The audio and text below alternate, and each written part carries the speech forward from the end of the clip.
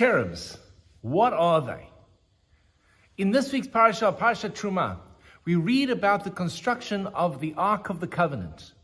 And on top of the Ark were to be placed two cherubs, two winged angelic little beings with faces of little children. They were to be there to protect and guard the Ark and the contents of the Ark, the Holy Torah. When we think of the word cherubs, we think of beautiful, sweet, innocent, baby-faced. But this is not the first time that we see the word cherub mentioned in the Bible. At the beginning of the book of Genesis, we read about the sin of Adam and Eve. And God throws Adam and Eve out of the Garden of Eden, and he prevents them from ever returning, says the Torah, by placing cherubs, at the gates of the garden with fiery swords in their hands to prevent Adam and Eve from ever re-entering the garden. And so the question becomes, what are these cherubim? Are they these sweet, beautiful, innocent faces, or are they the destructive, fiery angels that are looking to destroy anyone who tries to approach them? And the answer is, to be honest, yes. It's dependent on where they are placed. And that is depending on the culture or the community or the space that you place the cherub. And let's translate the word cherub to child.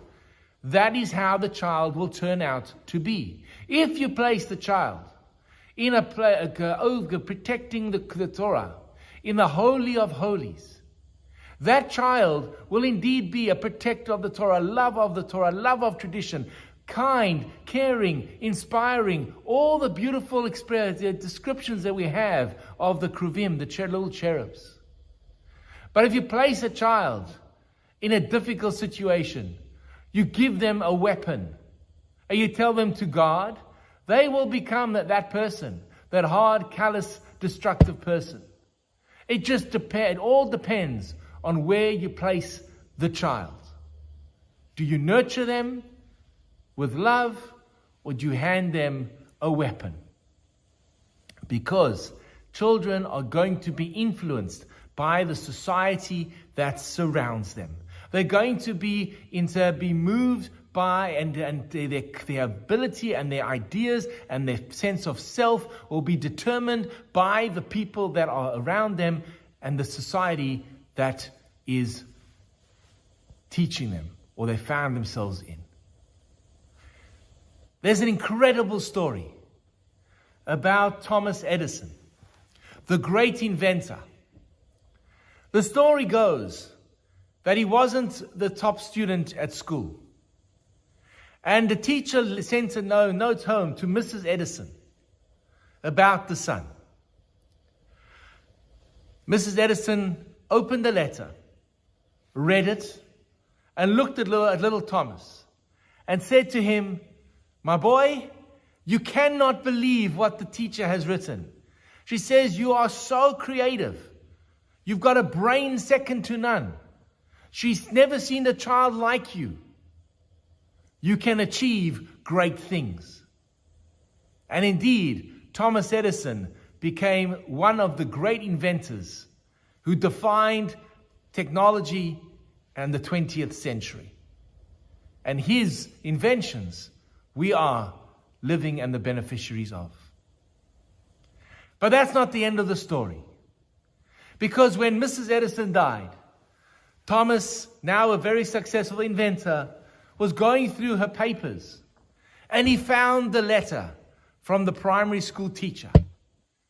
And when he read the letter, he went cold, because the letter said, "Dear Mrs. Edison, your son is not able to achieve anything in my class.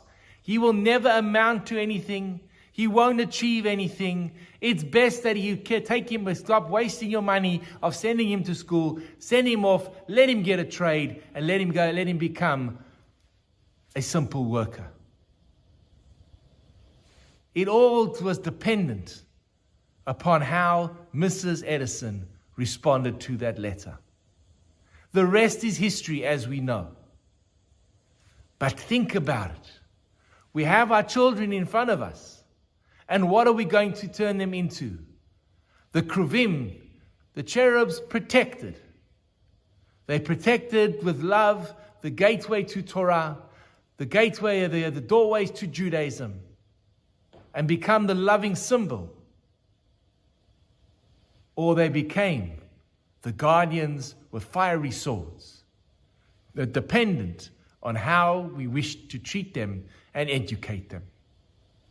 That is the incredible responsibility that we as parents, teachers, and society have towards our children.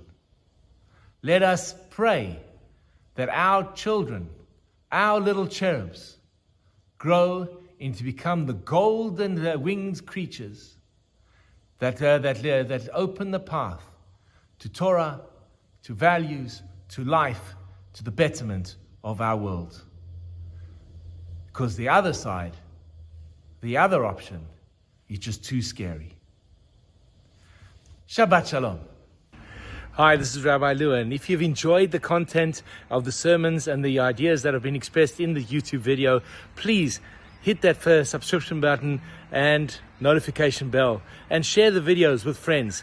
We'd love to grow the channel and love to engage with you. Please share your comments in the section below.